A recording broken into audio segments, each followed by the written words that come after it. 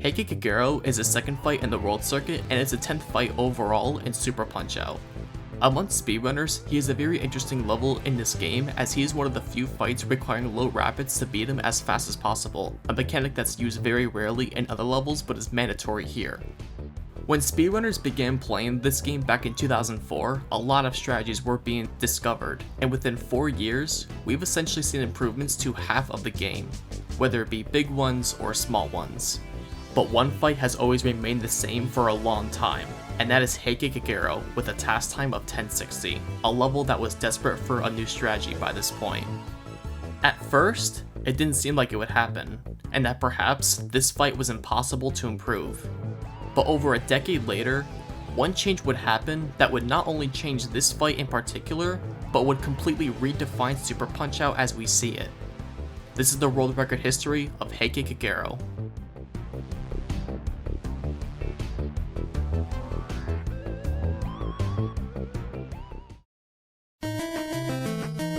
Back in 2004, the game was starting to find its footing, and a task by Phil and Janisto was published. Their video would showcase the fastest possible times to beat all of the fighters in Super Punch-Out. But what was interesting about them was how you beat them. Most of the fights would end with either a KO or a TKO. A TKO is when you knock down an opponent 3 times, and a KO is when you knock him down 1 or 2 times but never get back up. The way you would achieve a KO is if you were able to knock him down fast enough within a certain time limit. Here's a list of all the opponents and how they could be defeated, and Heikagero, the fight that we are looking at today, is defeated by TKO. The 10.60 strategy that was developed 2 decades ago required you to immediately throw gut punches at the start. Now how you would do this requires a mechanic that is used for almost every single fight in the game: guard manipulation. At the very beginning, you hold up on the D-pad for the first frame of the fight and then immediately let go to throw your first gut punch. You can technically hold up for as long as you want and then start throwing gut punches, but if you want to match the task, everything's gotta be done on the first frame. After throwing the first left gut punch, you then buffer 5 more on top of that, some of which intercept his attacks, and then a right jab to intercept one of his side hooks. If you aren't familiar with the term buffering, it's essentially channeling a series of inputs on top of each other, making it so you don't have to time anything. I've heard someone can beat me in 17 seconds, so we've what he's doing is executing buffer strats. Basically how punch-out inputs work is you can achieve an input on the first frame of recovery by just holding a button. So if Zallard wants to dodge and then immediately throw an uppercut, all he has to do is input the dodge and then hold the button for uppercut and it'll come out on the first possible frame. This is actually why most people today are able to play this game blindfolded, all because of buffering inputs. Once you hit Heike with the right jab, he will go into his dizzy phase. The reason he does this is all because of the series of punches we've thrown at him in a short period of time. Now there are 2 reasons why we do this. 1, throwing punches is used to fill up the super meter, and 2, knocking them down with a super while in their dizzy phase will result in an instant knockdown, one of the main reasons why every fight can be beaten so quickly. Once Heike is dizzy, you have to very precisely time a low super into him as he returns to the center, resulting in an instant knockdown. Fight!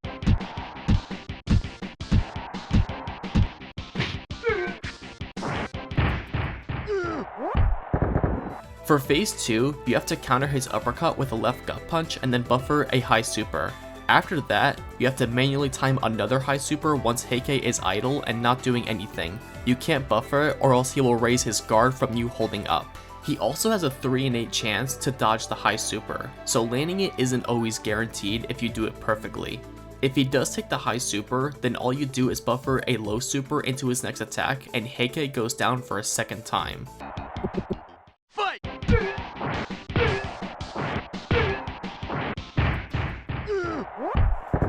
The last phase, phase 3, is to just buffer low rapids into him, which sends him down one last time, and very quickly, all because of his short refill. Pizza cake!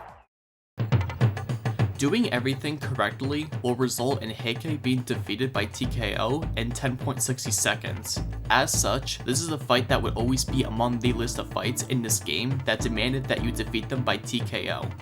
On December 30th, 2005, we would see what is possibly the first submission of a Heike speedrun.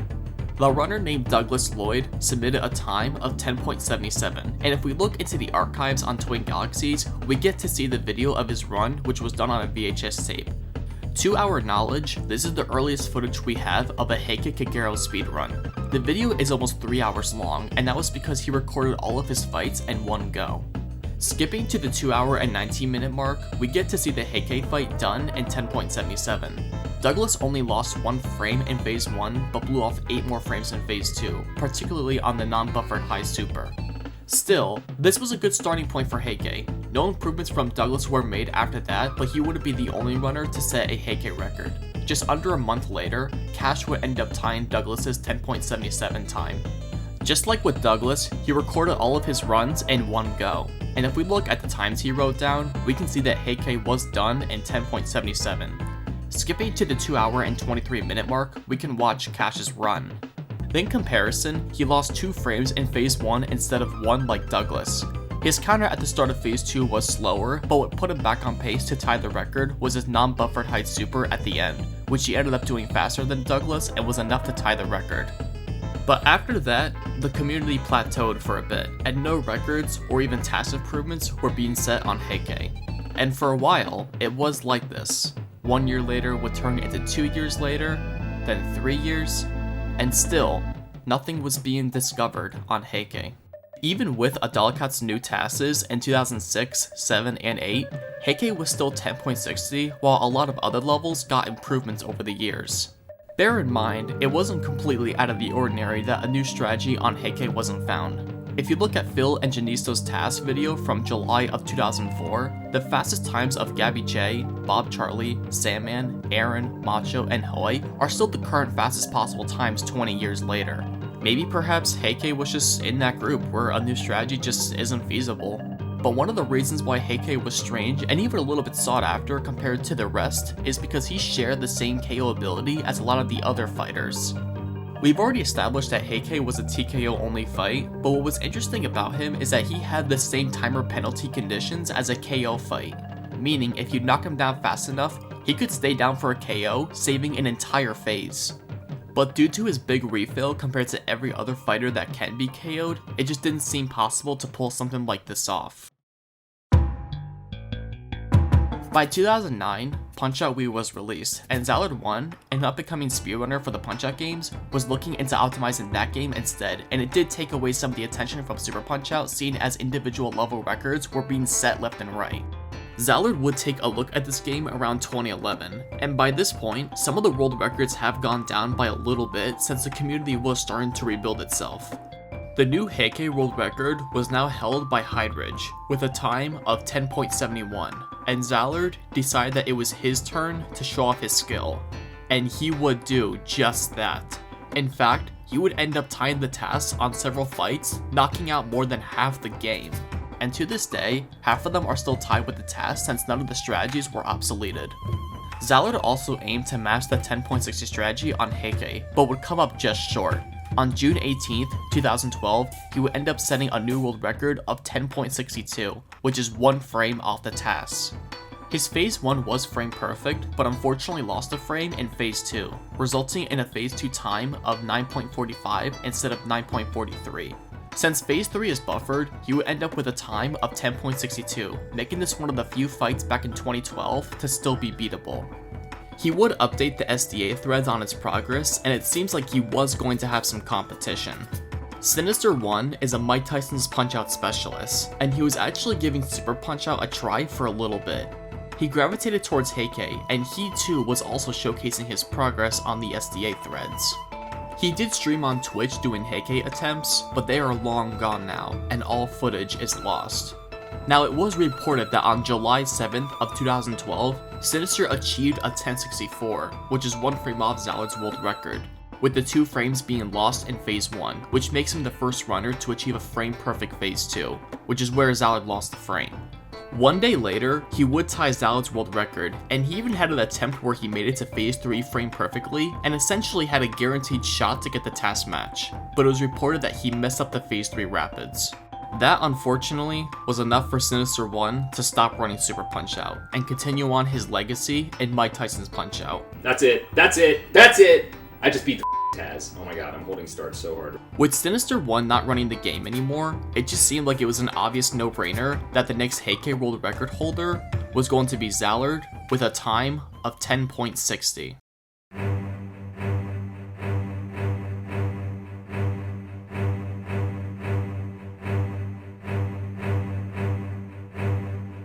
May 26, 2013, speedrunner Heikagero would be the first to match the 10.60 strategy, beating out Zerd's world record by a frame. Heikagero was just starting Super Punch-Out. If you look at his oldest videos on YouTube, he was already setting world records on this game. He was already able to crush this fight and was able to match the task and set another limit. Thanks to Heikagero, it was another task time down, which led to more than half the game having world records beat the task times. However, while it was a win on that part, it was still a shame that nothing new was discovered on Heike after all this time, especially with what we've gone over with how his in-game mechanics are similar to some other fights. But from 2012 to 2013, there was nothing. And despite having some possibilities, Heike would have to join the list of fights where the strategy that we have now might just be the limit for the rest of the timeline moving forward.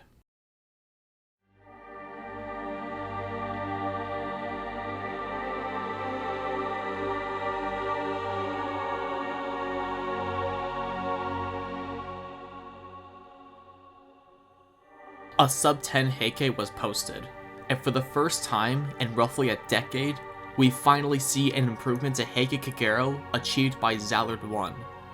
What had just happened? Well, it was a new strategy developed by Heikagero.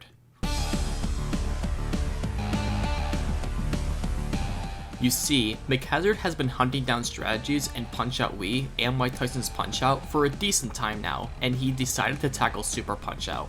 In 2014, he was able to find improvements to Mass Muscle, Narcissus Prince, Rick Bruiser, and of course, Heikagero. But out of all the strategy improvements, this one was easily the most impressive, and it all goes back to the KO and TKO method we discussed earlier. We've already established that fights like Bald Bull, Mr. Sandman, Mad Clown, Hoy Carlo, and Rick Bruiser are fights that can only be defeated by TKO. Heike was also a TKO only fight, but that all changed when Heikagero went looking and he was able to pull off the impossible. And he was able to figure out the one rule that prevented a new Heike strategy for a long time. And that is the 4-second rule. Let's take Aaron Ryan for example. We knock him down at 5.15 seconds. This means we have until 9.01 to knock him down again and will stay down and never get back up. You essentially take the first number, then add 4 seconds to it, and then lower it down all the way to 0.1. So even if you knock him down at 5.99 seconds, you still only have until 9.01 to get a KO, which is very little time. But let's say you knock him down at 6.05 for instance. That means you have until 10.01 to get the KO. If you cross over even one extra frame, the opponent will get up. The ending punch does have to be a super though, knocking them down with a normal punch and they will ignore the roll. Aaron, Macho, Narcissus, and Nick all have this, and so does Heike. One of the reasons why Heike's time remained at 10.60 for a while is because while yes, Heike does have the 4-second rule, the conditions were just simply way too strict, as stated previously with his big health refill. In my opinion, the developers most likely intended Heike to be a TKO only fight, but instead of making his KO threshold super low, they decided to replace it by just giving him a bigger health refill compared to most fights.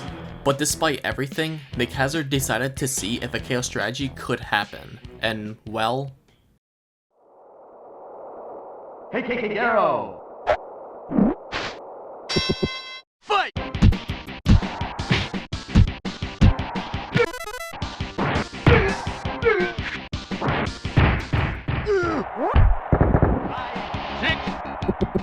Fight!